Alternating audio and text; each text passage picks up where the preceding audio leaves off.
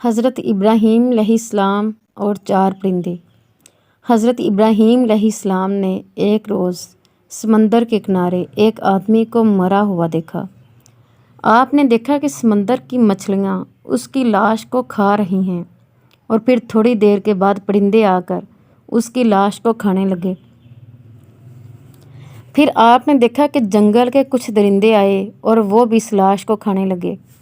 آپ نے یہ منظر دیکھا تو آپ کو شوق ہوا کہ آپ ملاحظہ فرمائیں کہ مردے کس طرح زندہ کیے جاتے ہیں۔ چنانچہ آپ نے خدا سے عرض کیا، الہی، مجھے یقین ہے کہ تم مردوں کو زندہ فرمائے گا اور ان کے اجزاء دریائی جانوروں، پرندوں اور درندوں کے پیٹوں سے جمع فرمائے گا، لیکن میں یہ عجیب ماجرا دیکھنے کی آرزو رکھتا ہوں۔ خدا نے فرمایا، اچھا اے خلیل، تم 4 پرندے لے کہ انہیں آپس میں ساتھ ملا لو تاکہ اچھی طرح ان کی شناخت ہو جائے، پھر انہیں ذبح کر کے ان کے اجزاء باہم ملا جلا کر ان کو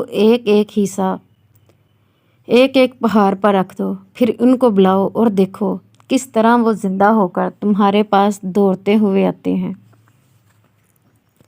چنانچہ حضرت ابراہیم علیہ السلام نے مور، کبوتر، مرغ اور کوا، یہ 4 پرندے لیے اور انہیں ذبح کیا اور ان کے پر اکھاڑے اور ان سب کا کیما کر کے آپس میں ملا جلا کے اس مجموعہ کو کئی حصے کیے اور ایک حصہ ایک پہاڑ پر رکھ دیا اور سب کے اپنے پاس محفوظ رکھے، اور پھر آپ نے انہیں فرمایا، چلے آؤ۔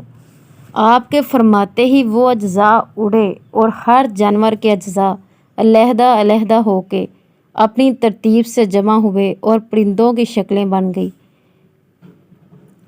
اپنے پاؤں سے دوڑتے ہوئے حاضر ہوئے اور اپنے اپنے سروں نے مل کر بینہ پہلے کی طرح مکمل ہو گئے اور اڑ گئے۔